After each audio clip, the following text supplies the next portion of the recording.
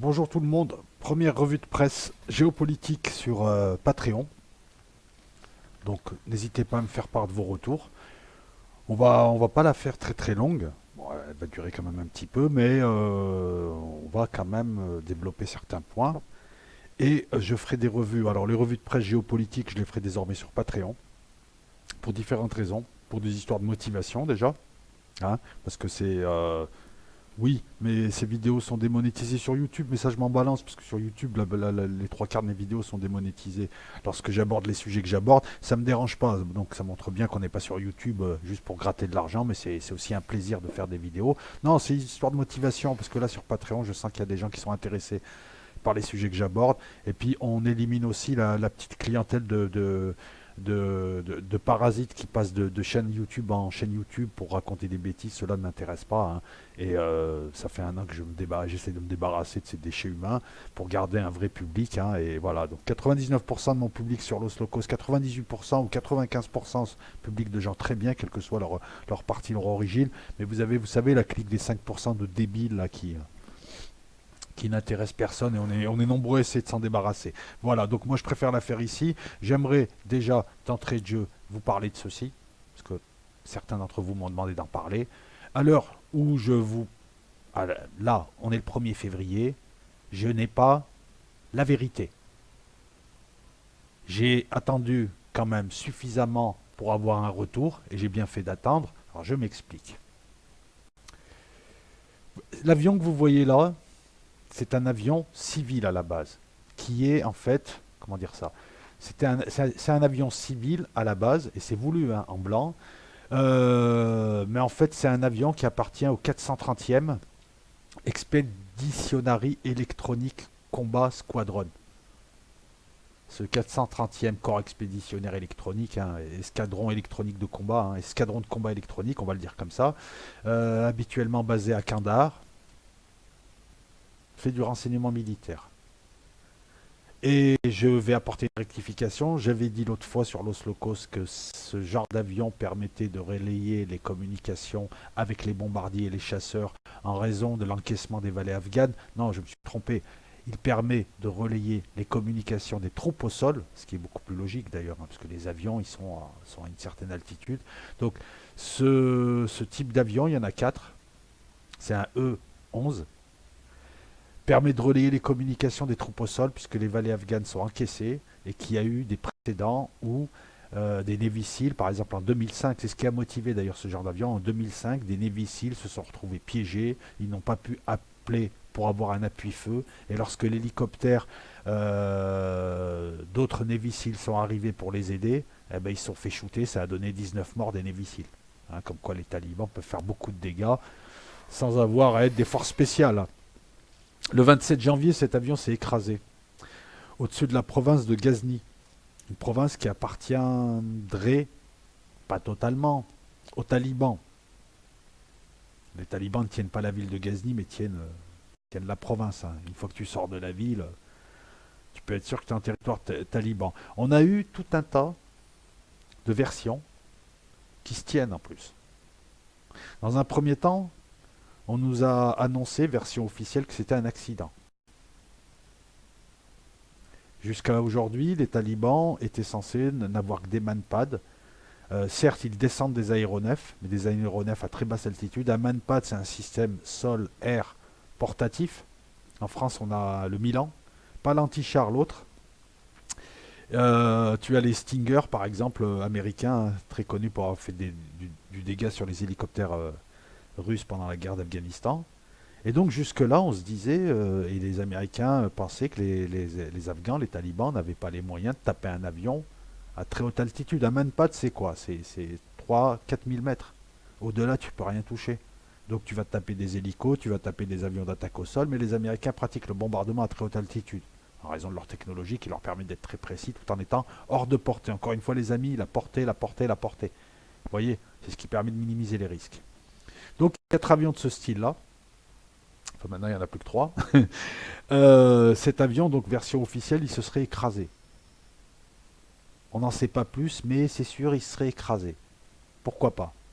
Mais il s'avère qu'avec le recul, Et puis avec les différents mensonges, rappelez-vous les frappes iraniennes sur la base El Assad en Irak, il devait y avoir 0 mort, et puis finalement on s'aperçoit que la version des morts et des blessés est la bonne. Rappelez-vous, Trump avait dit non, non, il y a eu 0 mort, et depuis c'est 50 blessés à l'heure où je vous parle.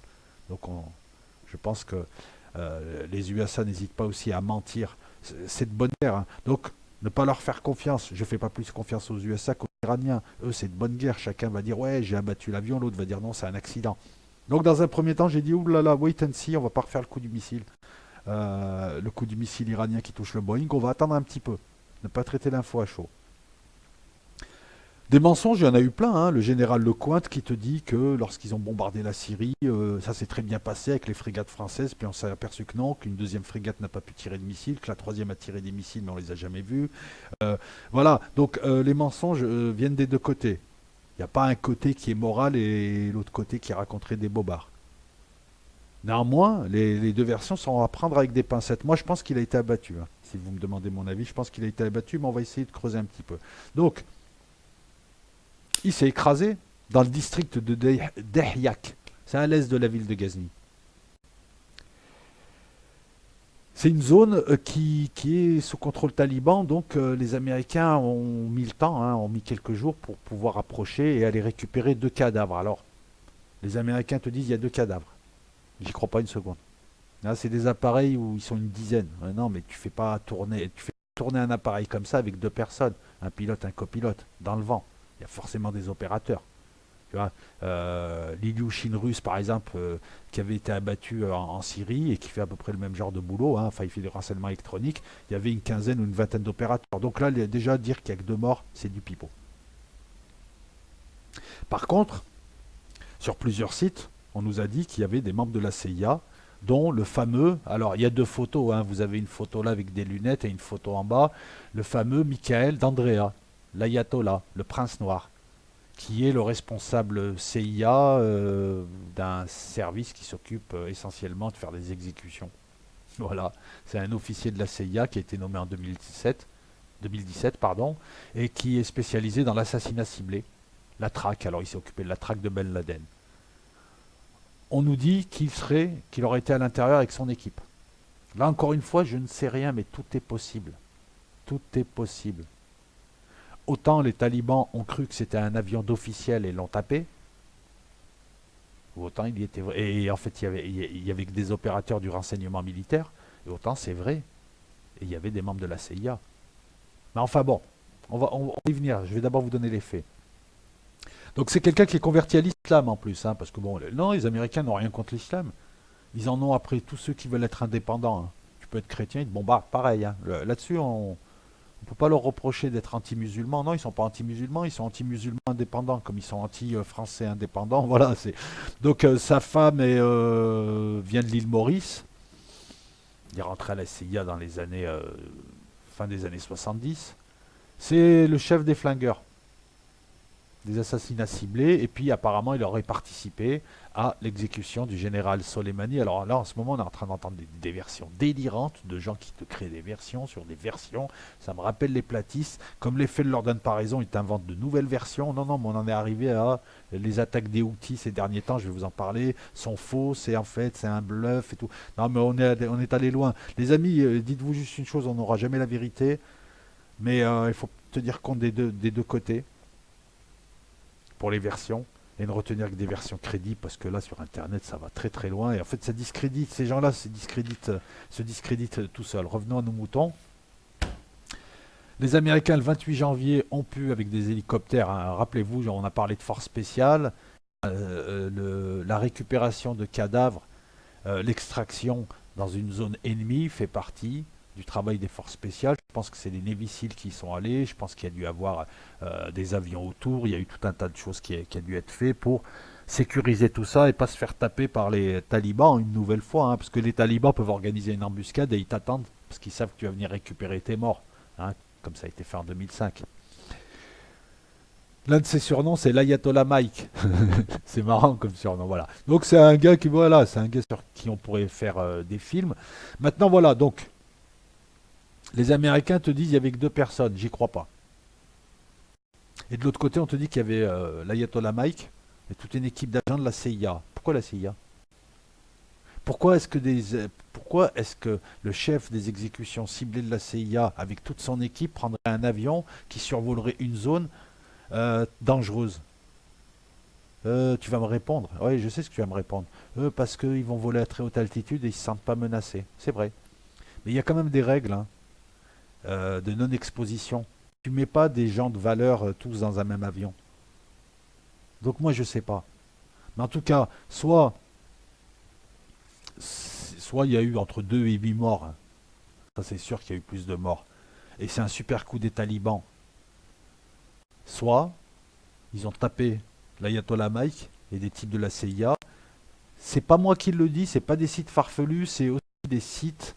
Je vais te dire ça. Il y a un site un peu sérieux, c'est un site russe. Mais enfin, les Russes savent intoxiquer aussi. C'est un site russe qui te dit qu'en fait, les Iraniens auraient aidé les talibans en leur fournissant des missiles solaires, en leur donnant l'expertise voulue pour taper ce type. Mais là,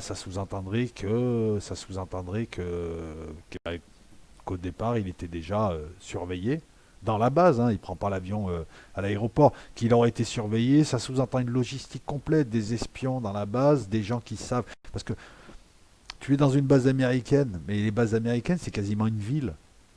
Et puis c'est pas parce que tu es dans une base américaine que tu sais ce que font ces types. Ces types-là embarquent en douce. Donc ça suppose quand même une trahison à très très haut niveau. Et je ne pense pas que les talibans puissent savoir ce que fait ce genre de type. Puissent savoir si... Moi je pense, personnellement, je pense qu'ils ont vu l'avion, ils se sont dit avion civil, personnalité de la CIA, on tire. Enfin, ceci te dit donc que les Iraniens auraient aidé les talibans en leur fournissant des missiles. Moi, je pense que si cette version est vraie, je pense que les Russes ont aidé aussi. Hein. Et là, ça fait partie de la guerre occulte. Et ils voulaient venger la mort de Soleimani en tapant l'autre chef, le chef américain qui aurait tué Soleimani. On ne sait pas. Je ne sais pas.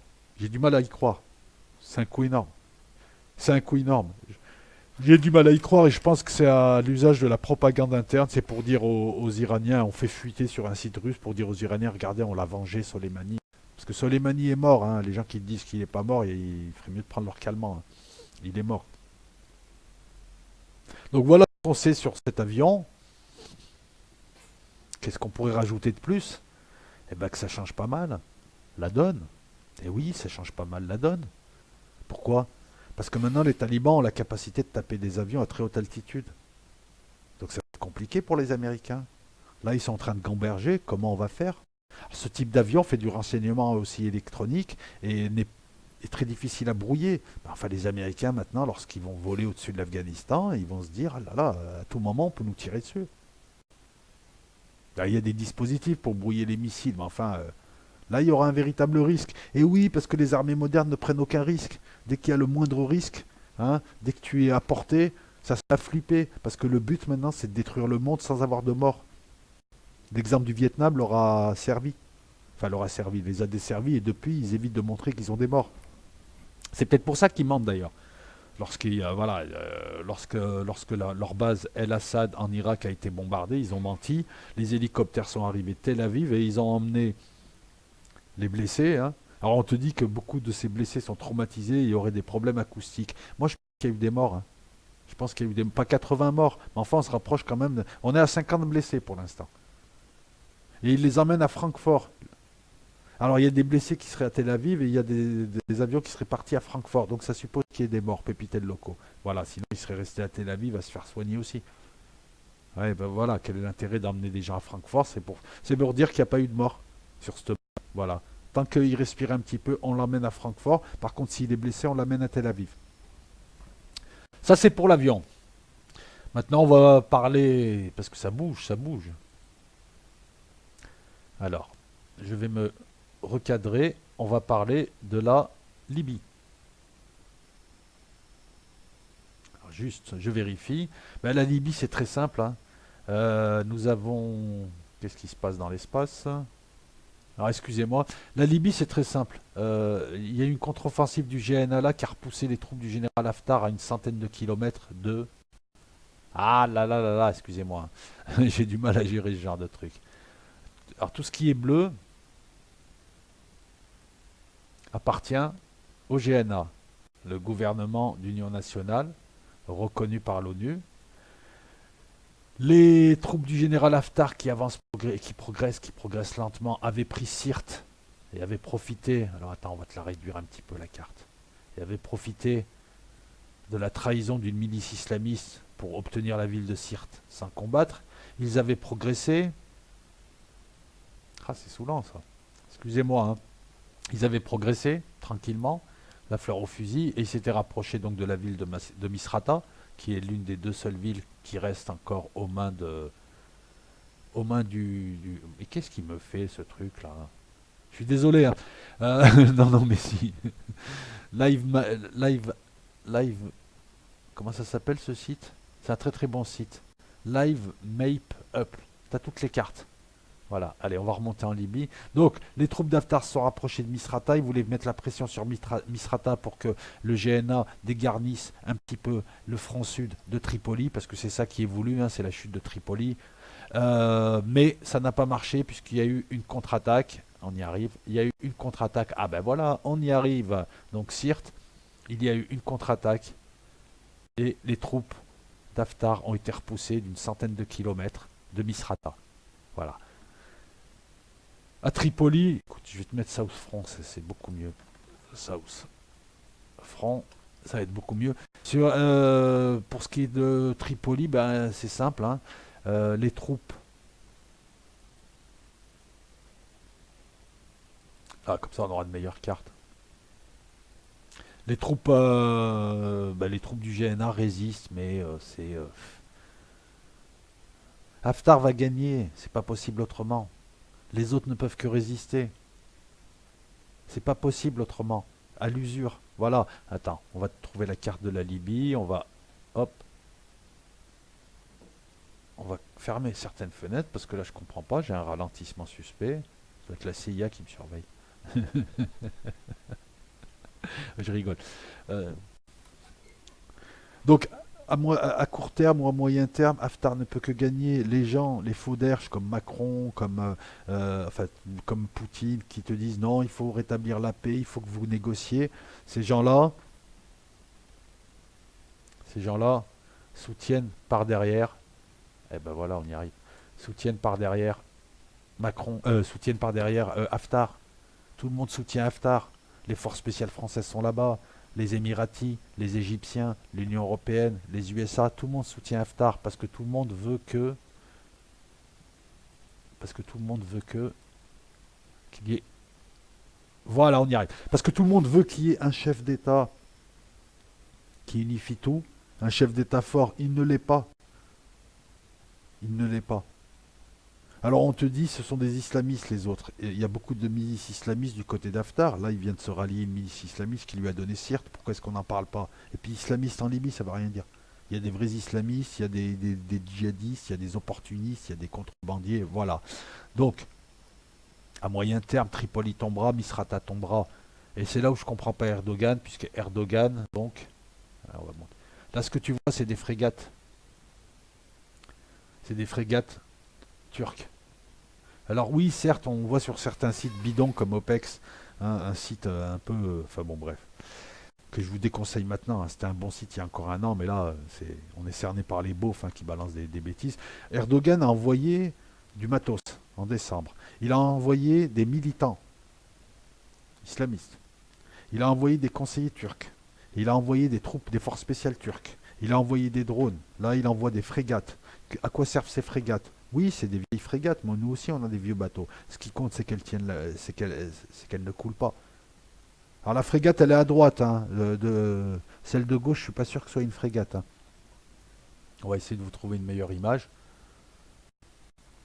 Voilà, frégate de la classe Perry, c'est des frégates en fait américaines qui ont été vendues à Erdogan. Mais les gens qui rigolent sur ces frégates en disant ah ah ah, c'est des vieilles frégates, ils sont stupides. Ce qui compte, ce qui est à l'intérieur de ces frégates, c'est des frégates antiaériennes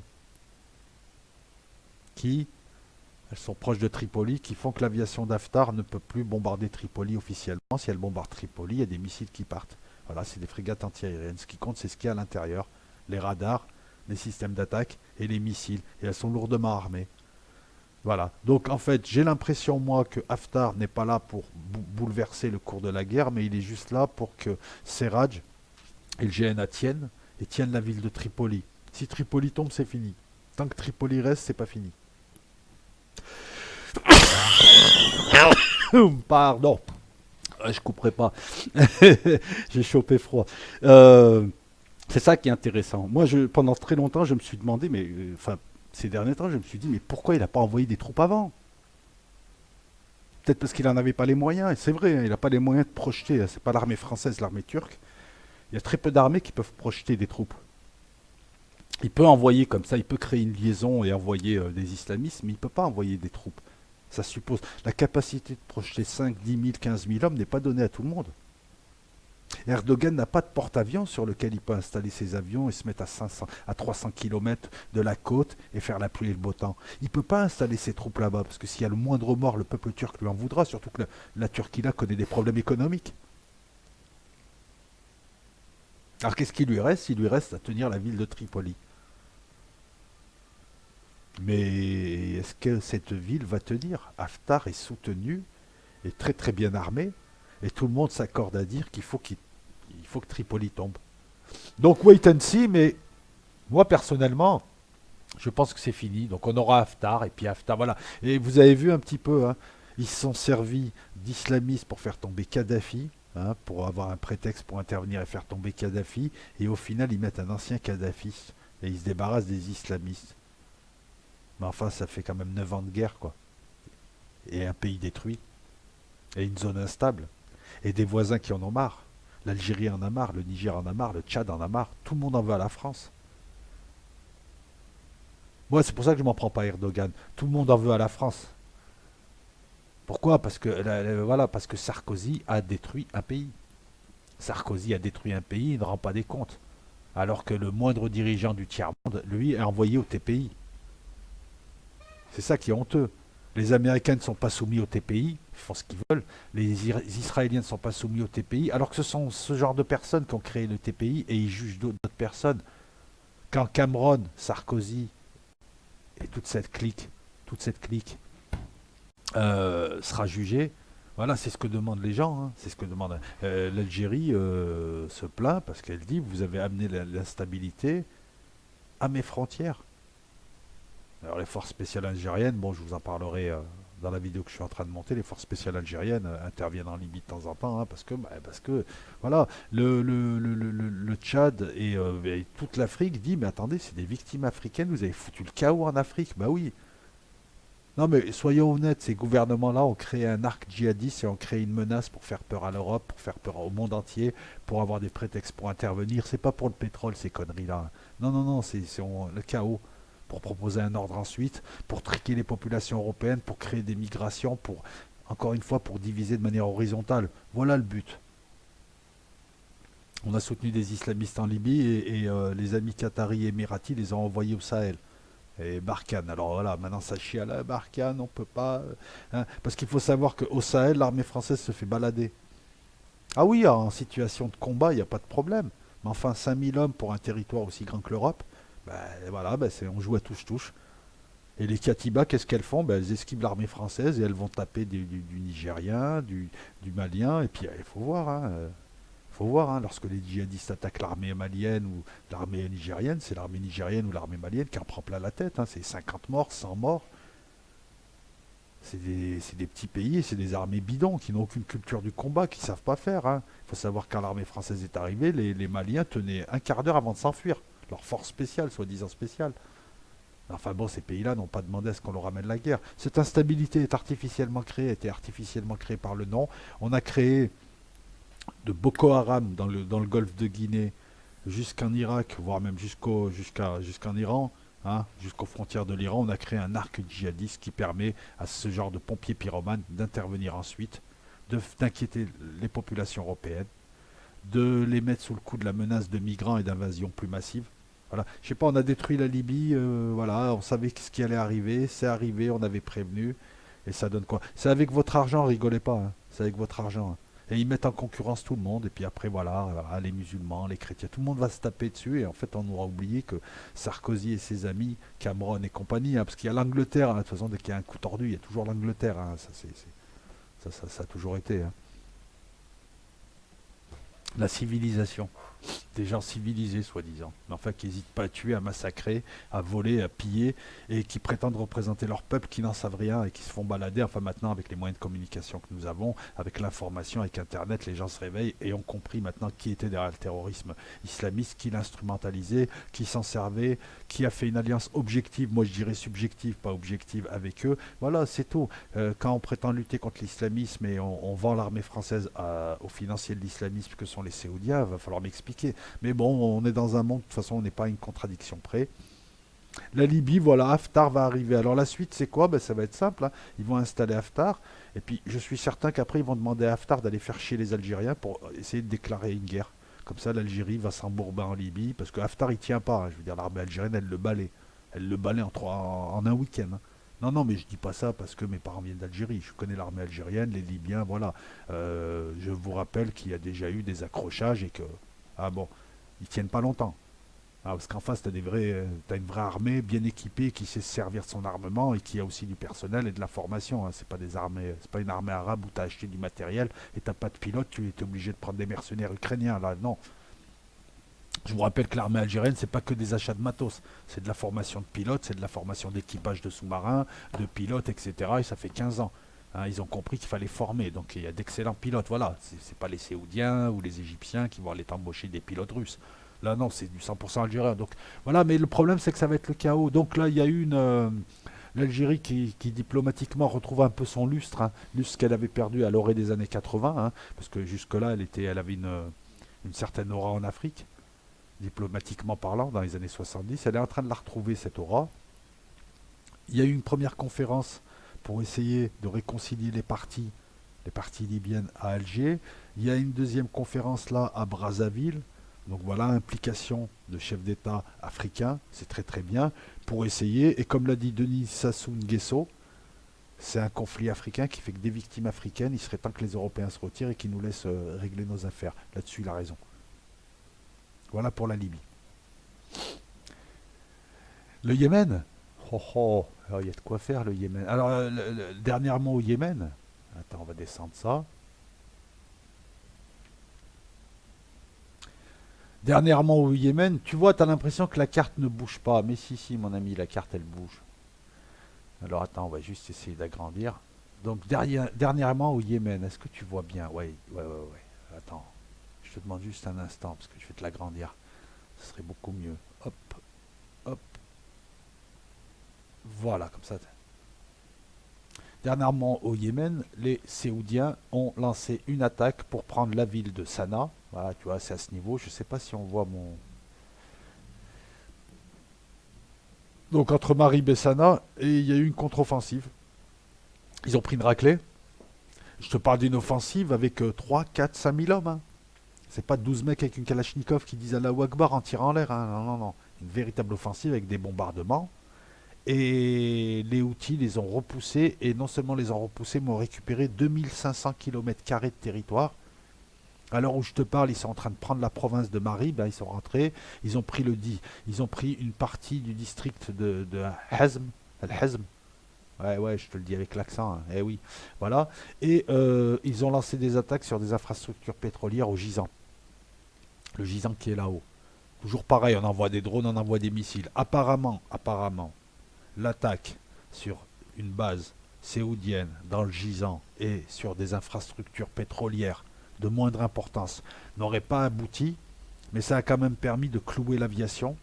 Et pendant ce temps, donc, que ce soit sur le district de El Hazm ou que ce soit entre Sanaa et Marib, la province de Marib et la ville de Marib, dans beaucoup de pays arabes, c'est ça. Hein, la province a le nom de la plus grande ville. Hein. Voilà, quand on dit Idleb, ça peut être la province d'Idleb ou ça peut être la ville d'Idleb. Donc là, Marib, voilà, eh ben, ils sont en train de reprendre du terrain, 2500 km² de terrain.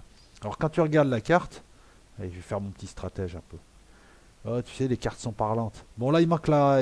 Bon, si, on a une idée quand même de la topographie. Tu verras qu'ils tiennent le Yémen utile et le Yémen montagneux. La plupart des déserts sont rocailleux, hein. C'est comme le désert algérien, il y a très peu de sable. C'est beaucoup de rocailles en fait, voilà. Regarde bien, regarde bien. Là, ils avaient récupéré un petit peu. Tu vois, moi je pense que si les Yéménites... Alors, les Saoudiens ont violé le cessez-le-feu, parce que jusque-là, ils avaient signé un cessez-le-feu, mais c'est des fourbes. Si les Yéménites avaient les moyens, après l'offensive, là, pour récupérer Marib, hein, et puis pour donner un petit peu de champ, un petit peu de profondeur stratégique à la ville de Sanaa, hein, parce que là, le Ver est près est près de Sanaa. Moi, je serais eux, je lancerais une offensive vers Malaït, au nord, vers le Gisant, une fausse offensive. Une offensive qui partirait aussi de l'autre côté, toujours au nord, hein, deux offensives. Hein. Imagine deux flèches, une flèche qui partirait vers le coin gauche. Ah bah si, tu peux voir, voilà, imagine. Une offensive comme ça, une offensive comme ça, mais des offensives bidons, afin de véritablement lancer l'offensive sud en direction d'Aden et en direction de Bab el-Mandeb. Mais c'est pas pour prendre la ville d'Adeb, c'est pour couper là. Si tu coupes là, et si tu fais en sorte comment dire ça, avec tes vedettes, avec tes batteries côtières, de tenir en respect les flottes qui sont là, et notamment, il y a des bateaux français, puis tu as les forces spéciales françaises qui sont intervenues à Oudeïda, hein, mais elles y sont pas arrivées non plus, hein, je veux dire, mais elles ont aidé, elles aident les Séoudiens. T'imagines, l'armée française aide les Séoudiens, Bataclan, Nice, tout ça, bref.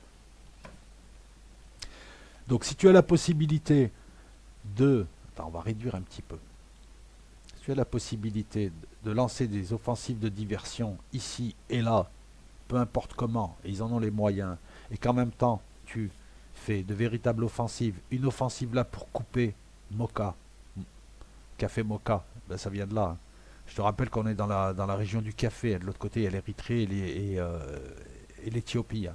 Et les Yéménites aussi. Le Mocha, c'est voilà, c'est un café, c'est le café, c'est une variété de café yéménite. Donc si tu coupes là pour choper Bab el Mandeb qui est très stratégique, hein, là il y a Djibouti, là il y a Djibouti, c'est très stratégique. Et une offensive là en direction de la ville d'Aden, non pas pour la prendre, mais pour fixer les troupes séoudiennes et émiraties et toutes les troupes qu'il y a là dans la ville d'Aden. Mais regarde, ça coupe là, ça coupe là. L'objectif c'est de couper, c'est pas prendre la ville d'Aden. Tu coupes là et là. Tout ce qui est envers là tombe. Et c'est possible. C'est possible parce que sur le terrain, déjà c'est montagneux. Donc tu vois, tu vas pas jusqu'à Aden, mais enfin bon, tu mets la pression. En faisant croire que tu veux prendre la ville d'Aden. Mais en fait non, tu coupes. Ils seront obligés de se barrer soit par les mers, soit de revenir, de refluer. Sinon, si tu coupes là et là, ils sont pris au piège. Donc tu vois, pour reprendre du verre, c'est pas on démarre de se violer, on avance comme ça. Tu coupes là, et là, moi c'est ce que je ferais. J'étais en charge de leur armée, c'est ce que je ferais. Voilà. Là, tu verrouilles, tu sécurises, tu lances pas d'offensive. Et là, tu lances des offensives à l'intérieur de l'Arabie Saoudite. Voilà, offensive, drone, missile. Tu sais, tu fais le combo, hein, missile, drone et pick-up. Voilà, c'est à la tchadienne. Voilà, donc tu vois, malgré parce que depuis 2015, malgré les milliards des Séoudiens, malgré leur coalition pourrie, où je te rappelle que les Marocains se sont retirés, les Somaliens se sont retirés, c'est des mercenaires, ils ont embauché beaucoup de mercenaires, malgré ça, parce que les Séoudiens sont des minables, hein, militairement parlant, d'ailleurs, dans tout ce qu'ils font. Hein. Voilà, je suis désolé de le dire, mais c'est vrai que c'est des gros minables. Ils savent juste acheter des trucs. Et ben, malgré leur argent, malgré leur Eurofighter, malgré leur F-16, ils prennent branlée sur branlée systématiquement depuis des années. Voilà. Saudi-led coalition Warplane struck de Nimnaïra à 8 reprises, hein, et donc ils ont tapé à 8 reprises là. Violation du cessez-le-feu rapportée dans la ville d'Oudeïda, mais grosse branlée ici, voilà, donc deux frappes ici, mais bon, deux frappes, voilà quoi, deux frappes, on s'en fout. On s'en fout, parce que deux frappes, c'est pas ça qui inversera le truc. Voilà, c'est pas ça qui va inverser la situation. Voilà. On va parler de la Syrie. Ce qui est bien avec ce site, South Front, c'est qu'il te donne. Moi, je vous rappelle que je prends de l'information. C'est des sites qui me donnent la première info. Après, c'est moi qui fais l'analyse. Ça, tu vas le lire nulle part. Regarde, là, je suis pas en train de lire un texte. Hein, vous le savez. Hein, vous. Voilà, c'est juste voilà, un bref aperçu des récents développements au Yémen. Donc tu as ça, et après tu vas voir, regarde, je te parlais de 2500 km² à Marib, Jaf, Sanaa, voilà, regarde. Ça, c'est des infos vérifiées, hein. Et je vais toujours vérifier dans un site OTAN ou autre, hein. Moi, je vais voir des deux côtés. Ce qui m'intéresse, c'est d'avoir une information crédible. C'est comme pour l'avion. J'aimerais bien que l'ayatollah Maïk soit mort. Mais en même temps, voilà, je ne prends pas mes désirs pour des réalités. C'est la différence entre un analyste amateur et des gens qui t'inventent des complots et des trucs de fous et qui tiennent même plus la route et qui discréditent leur propre camp parce qu'ils tendent le bâton pour se faire battre. Et pendant ce temps, en Syrie, Bachar al-Assad, doucement mais sûrement, vient de récupérer une trentaine de villages, vient de récupérer une ville, Marat, il est très très près de la ville d'Idleb et ils sont en train aussi... Attends, je vais essayer de te trouver la bonne carte. C'est pas évident ça. Une bonne carte qui te donne une bonne vue d'ensemble.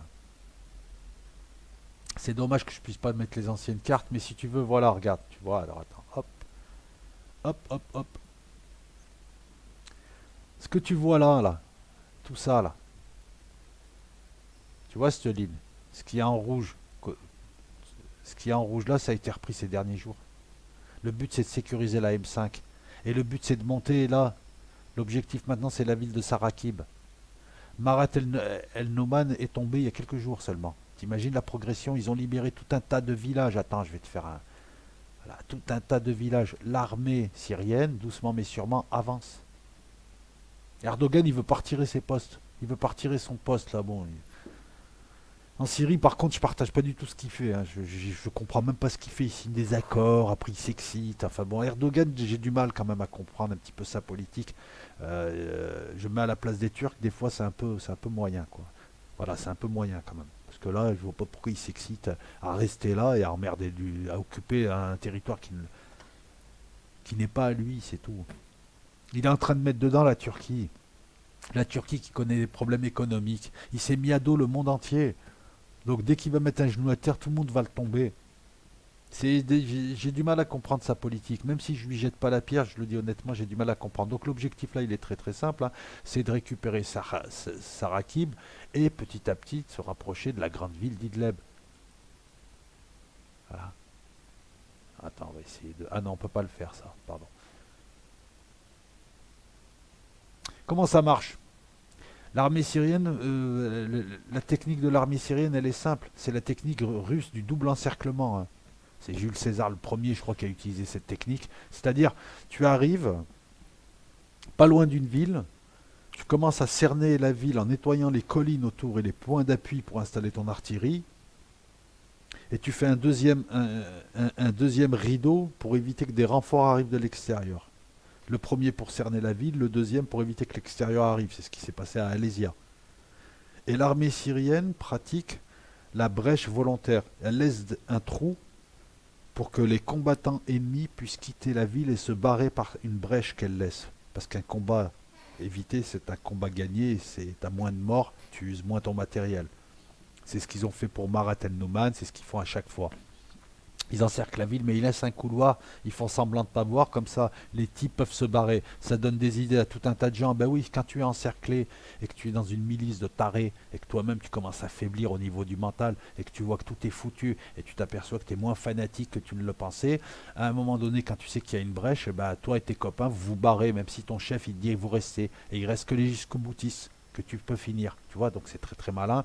Donc l'objectif là, c'est de récupérer l'intégralité de la M5, c'est important, les voies d'approvisionnement, et là la ville de Sarakib avant la ville d'Idlib, parce que tu vas me dire pourquoi ils ne sont pas passés comme ça. Si tu vas directement sur Idlib, tu seras sous le feu des milices qui sont cachées à Sarakib, à Sarmin, un peu partout. Il faut nettoyer avant et petit à petit, tu vois, ils vont monter comme ça et je pense qu'ils vont vouloir faire la jonction. On va essayer de te trouver une autre carte. Euh, en montant comme ça, et puis à un moment donné, tu sais qu'il y a une autre offensive qui est en train de se préparer. Je vais te montrer à l'ouest d'Alep, et je pense qu'à un moment donné, ils vont rechercher la jonction entre les deux. Voilà, c'est... Attends, on va essayer de voir là. Donc là, on est au 31.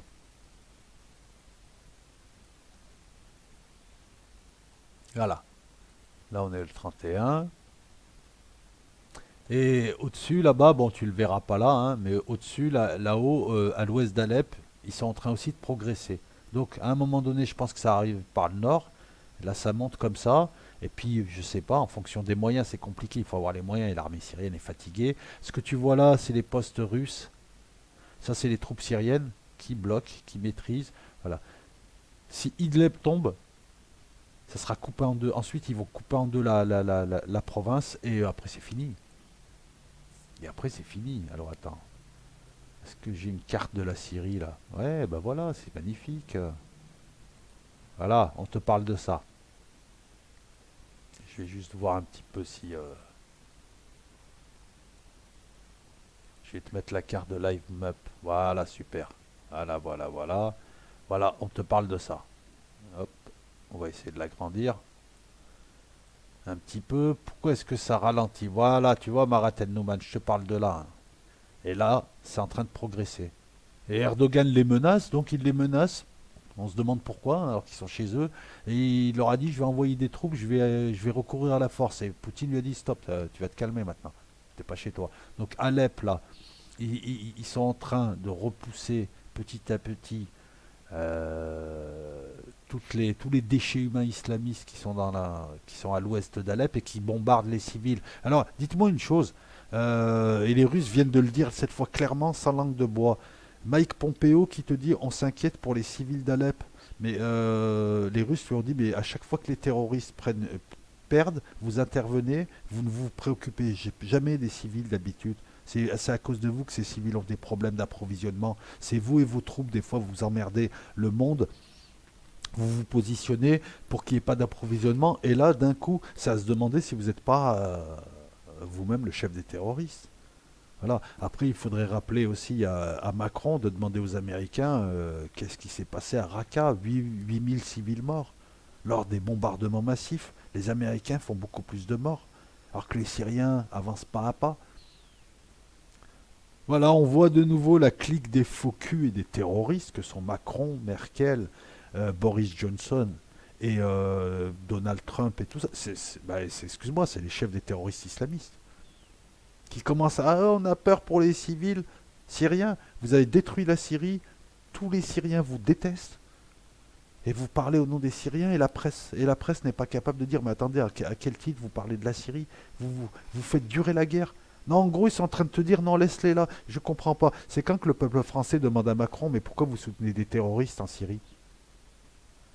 Je te rappelle que là, il y a 3 millions d'otages de HTC, une milice islamiste. C'est même pas moi qui le dis, c'est le ministre des Affaires étrangères française. Alors je comprends pas. Donc en fait ils sont avec les ravisseurs. Voilà. Et ben qu'ils le veuillent ou pas, tu vois, voilà, c'est en train de monter comme ça. Donc ils vont monter comme ça. D'abord ils vont libérer la M5 un petit peu plus pour avoir la possibilité, tu vois. Regarde, la M5 elle passe comme ça. Hop, hop, hop, tu vois la M5, voilà. Jusque-là, les types devaient passer comme ça, donc ça fait du chemin en plus, et puis voilà, et ben non, maintenant, regarde, tu vois, petit à petit, ils vont libérer la M5, et puis ils vont remonter. Donc tu vois, regarde, ça part d'Alep, je pense qu'ils vont... C'est ça qu'ils veulent. Avant d'attaquer Idlib, ils prennent leur temps petit à petit, ils affaiblissent. Donc voilà, donc là, ils sont en train de pousser comme ça pour redescendre comme ça et sécuriser toute l'autoroute. Là, ils sont en train de monter là pour la récupérer. Hein, donc tu vois, donc toute cette zone-là, ils vont la récupérer, ce saillant-là, hein, le saillant de Kursk. Et ensuite seulement, ils vont commencer à envisager Idlib, Jisr Shogur, c'est drôle de nom quand même, hein. Chagor. Chagor, c'est la donc c'est un drôle de nom quand même, hein. Voilà, voilà. Et alors attends, ensuite, qu'est-ce qu'il y a? Voilà. Et là, c'est stabilisé. De toute façon, là, dès qu'ils bougent un peu, les Russes bombardent. Donc, que ce soit au Yémen, que ce soit en Syrie, ça se libère. Voilà, les Américains sont ici et Al-Qaïda est là. Enfin, Al-Qaïda, c'est eux. Quand les Syriens essayent de rentrer pour attaquer les intégristes qui, eux, se cachent là, bah, ils se font bombarder par les Américains. Hein, quand on me dit est-ce que Donald Trump il a bombardé quelqu'un? Ouais, il bombarde. Il a fait 500 morts il y a un an et demi en bombardant des Russes et des Syriens. On n'en a pas parlé ici.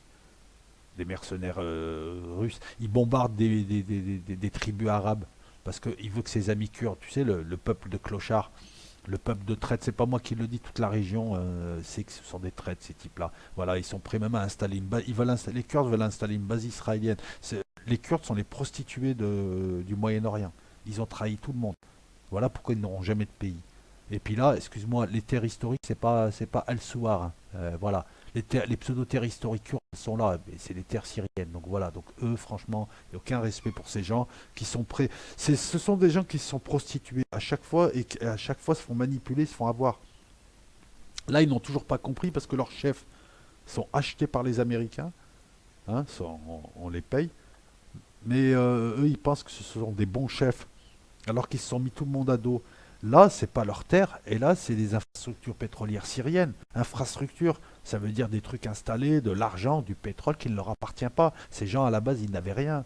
C'est des types qui vivent dans des montagnes, hein. Et puis, pourquoi est-ce que Macron et tous ses amis pro-kurdes, la BHL, ne te disent pas que les Kurdes eux-mêmes, c'est Greg, les chrétiens? Ah, on te le dit pas, ça. BHL qui va voir les Kurdes. Netanyahou qui aide les Kurdes qui se disent musulmans. C'est marrant, hein. Les Kurdes, c'est les pigeons, quoi, depuis le traité de Sèvres, quoi. Et à chaque fois, bah, ils finissent par rien avoir parce que personne n'en veut, parce que c'est pas des gens fiables, quoi. C'est tout. Et puis, c'est pas chez eux, là. Ils se sont fait triquer par les Turcs, ils sont venus ici il y a 40 ans, on leur a donné trois quatre trucs, et d'un coup, c'est comme si, tu vois, t'héberges un SDF chez toi, hein, qui se fait virer de son centre, qui se fait virer de partout. Il arrive chez toi, et puis petit à petit, il te fait rentrer l'adversaire, il occupe la moitié de chez toi, et puis il a son armée et tout. Les Kurdes sur le terrain, ils tiennent pas. Ils tiennent pas. Ils tiennent pas. Ils tiennent pas plus d'une semaine. On nous a vanté, on aime en France, tu sais, vanter les peshmerga, les trucs comme ça. C'est des va-nu-pieds avec trois kalachnikovs, deux grosses, qu'on te montre. Ils passent leur temps à te montrer. Oui, oui, mais c'est bizarre les valeurs de l'Occident. Ils passent leur temps à te montrer. Ouais, regardez, les Kurdes, les femmes et les hommes sont ensemble. Mais c'est ça ton critère pour juger?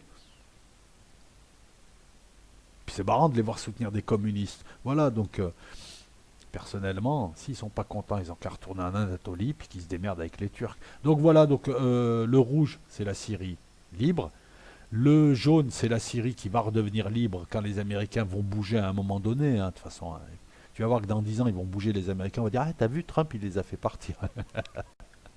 Alors attends, ensuite, qu'est-ce que je pourrais évoquer avec toi? Est-ce que j'évoque l'Iran? Non, peut-être pas. Si, te dire juste pourquoi là on est en Irak. Là, c'est l'Irak. Là, c'est les Sumères. Et ça, c'est le golfe Persique. Est-ce que quelqu'un peut me demander pourquoi Macron... Ah ben non, Trump lui a téléphoné, il lui a dit envoie des frégates dans le golfe Persique. Macron lui a dit mais je m'en fous moi du golfe Persique. Non, tu envoies des frégates. D'accord, chef. Voilà. Le problème, regarde le golfe Persique, c'est que si ça pète, en admettant que ça pète, les Iraniens ferment la porte là, et après c'est bon, hein. Après c'est un grand lac, hein. C'est le lac c'est le lac d'Annecy après. Et après c'est carton. Et tu auras beau avoir le Charles de Gaulle, 15 frégates, tu ne pourras pas arrêter une saturation de vieux missiles Scud. Tu ne pourras pas arrêter les mines, tu ne pourras pas arrêter avec la technologie les attaques de vedettes rapides, tu ne pourras pas arrêter les tirs de missiles anti-navires des batteries côtières. Donc normalement, quand tu es français, tu n'envoies pas de bateaux à l'intérieur, là. Tu les sors les bateaux. C'est une nasse, c'est un piège à con. Ben nous on y va. Le Charles de Gaulle a été envoyé ici, à Chypre. Pourquoi? Parce que Erdogan s'est installé à Chypre. Non, faut être honnête, même si je ne l'attaque pas. Il a décidé, Erdogan, que la frontière de sa ZEE s'arrêtait à peu près là. Là. Et que de l'autre côté, c'était aux Libyens. Mais il a oublié que ça appartenait à la Grèce. Et il a oublié qu'il y avait la ZEE de l'Égypte, d'Israël, du Liban. Non, il a dit c'est à nous. On se partage le truc. Voilà, la politique du fait accompli. Et les Européens, oui, à 27, on est plus fort, ben, ils se caquent dessus. Et il a envoyé une frégate, donc voilà, regarde, frégate là, il est partout, hein. Il est là, il est là, il est là, il est là, ça va mal finir pour Erdogan. Je vous l'annonce là, ça finira très très mal pour lui, et il laissera la Turquie dans un sale état. Vous allez voir, vous allez voir. Ça va mal finir pour lui parce qu'il est dans une politique d'agressivité totale. Donc là, le Charles de Gaulle a été envoyé. Et là, je comprends qu'on puisse envoyer le Charles de Gaulle. Il y a une frégate allemande, commence à y avoir des bateaux occidentaux. Ben, parce qu'il est en train de déposséder les Chypriotes. Il leur a dit, il y a du gaz là, ça nous appartient. Chypriote leur dit, mais attends, c'est ma zone économique. En fait, le gars, il pratique la politique du fait accompli parce qu'il a les bonnes grâces de Poutine et de Trump, qui eux, en fait, ont montré que la loi du plus fort était la meilleure, hein, comme dirigeant de La Fontaine.